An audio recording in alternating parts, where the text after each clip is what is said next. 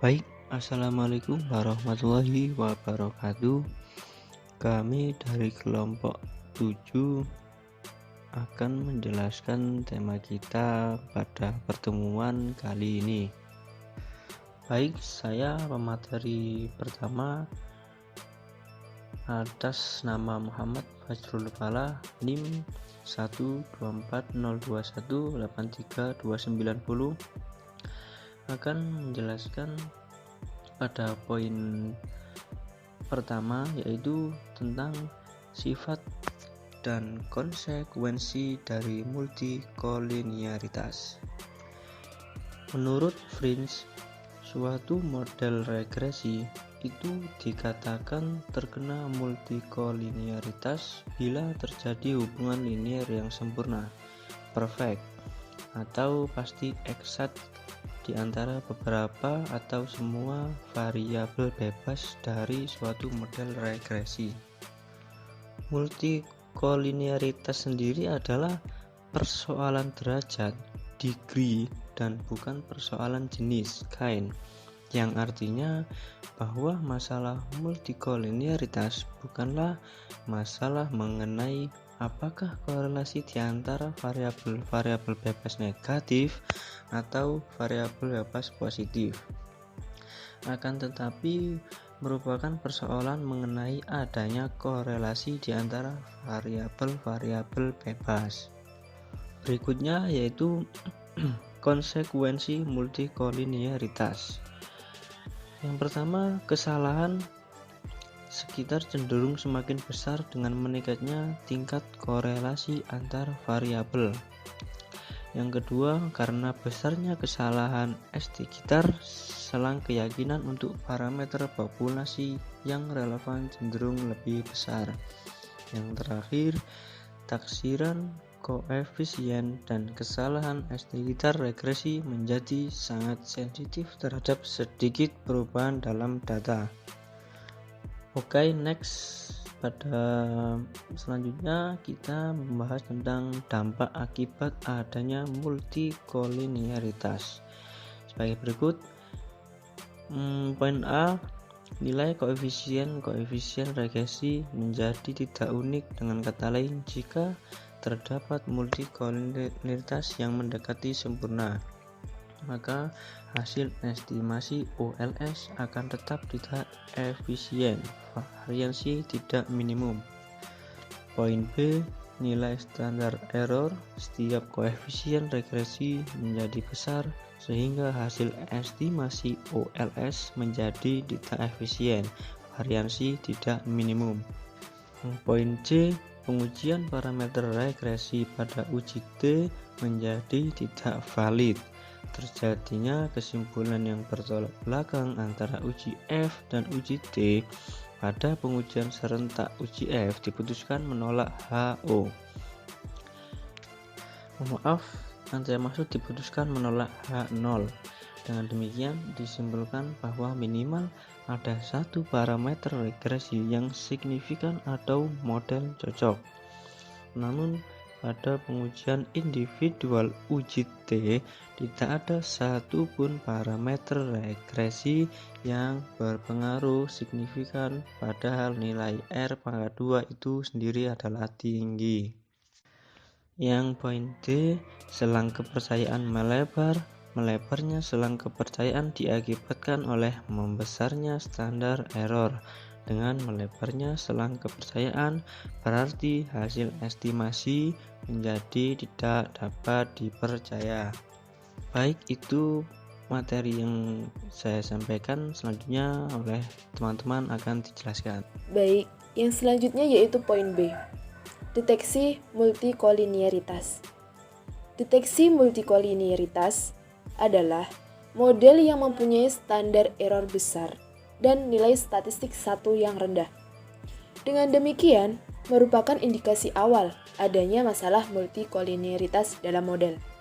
Namun, multikolinearitas dapat terjadi jika model yang kita punya merupakan model yang kurang bagus. Selanjutnya ada beberapa metode untuk mendeteksi masalah multikolinearitas dalam satu model regresi. Yang pertama yaitu nilai R kuadrat tinggi, tetapi hanya sedikit variabel independen yang signifikan. Salah satu ciri adanya gejala multikolinearitas adalah model yang mempunyai koefisien determinasi yang tinggi atau R kuadrat, katakanlah di atas 0,8. Tetapi hanya sedikit variabel independen yang signifikan mempengaruhi variabel dependen melalui uji T. Namun, berdasarkan uji F, secara statistik signifikan yang berarti bahwa semua variabel independen secara bersama mempengaruhi variabel dependen. Dalam hal ini, terjadi satu kontradiktif, di mana uji T secara individual variabel independen tidak berpengaruh terhadap variabel dependen. Namun, secara bersama-sama, variabel independen mempengaruhi variabel dependen. Yang kedua yaitu korelasi parsial antar variabel independen. Mendeteksi dengan menggunakan metode ini diperlukan kehati-hatian. Masalah ini timbul terutama pada data time series di mana korelasi antar variabel independen cukup tinggi. Korelasi tinggi terjadi karena kedua data mempunyai tren yang sama karena data akan naik dan turun secara bersamaan. Selanjutnya, yaitu regresi auxiliary. Untuk mengetahui apakah variabel independen X yang satu dengan variabel independen X yang lain adalah dengan melakukan regresi setiap variabel independen X dengan sisa setiap koefisien determinasi atau R kuadrat dari regresi auxiliary kita gunakan untuk menghitung nilai F hitung sebagai berikut. Jika nilai hitung F lebih besar dari nilai kritis F, maka tingkat signifikan alfa dan derajat kebebasan tertentu, maka dapat disimpulkan model mengandung multikolinearitas, yakni terdapat hubungan linear antara satu variabel X dengan variabel X yang lain. Sebaliknya, jika nilai hitung F lebih kecil dari nilai kritis F, maka tidak terdapat hubungan linear antara satu variabel X dengan variabel X yang lain. Selanjutnya, metode deteksi klien. Klien menyarankan untuk mendeteksi masalah multikolinearitas dengan hanya membandingkan koefisien determinasi auxiliary dengan koefisien determinasi atau R kuadrat.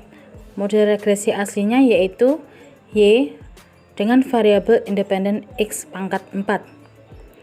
Sebagai rule of thumb uji klien ini, jika R kuadrat X1, X2, X3 sampai X4 lebih besar dari R kuadrat, maka model mengandung unsur multikolinearitas antara variabel independennya, dan jika sebaliknya, maka tidak ada kolerasi antara variabel independen. Selanjutnya, penyembuhan multikolinearitas.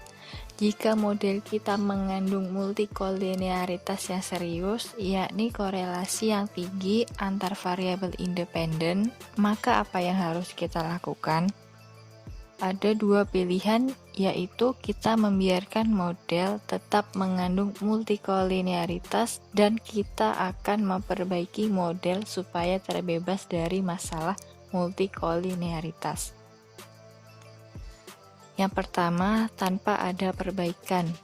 Multikolinearitas, sebagaimana kita jelaskan sebelumnya, tetap menghasilkan estimator yang blue, karena masalah estimator yang blue tidak memerlukan asumsi tidak adanya korelasi antar variabel independen. Yang kedua, dengan perbaikan, yaitu dengan menghilangkan variabel independen, transformasi variabel, atau dengan penambahan data. Yang ketiga, estimasi regresi Rietzge. Estimasi Rietzge untuk koefisien regresi dapat diperoleh dengan menyelesaikan suatu bentuk dari persamaan normal regresi. Asumsikan bahwa bentuk standar dari model regresi linear ganda adalah sebagai berikut. Parameter penting yang membedakan regresi Ritke dari model kuadrat terkecil adalah C. Tetapan bias C yang relatif kecil ditambahkan pada diagonal utama matriks X aksen X, sehingga koefisien estimator regresi Ritke dipenuhi dengan besarnya tetapan bias C. Yang keempat, mengkombinasikan data tampang lintang atau cross section dengan data urutan waktu atau time series. Data tampang lintang adalah data yang menggambarkan keadaan pada suatu waktu tertentu. Sedangkan data urutan waktu adalah data yang menggambarkan perkembangan suatu variabel dari waktu ke waktu.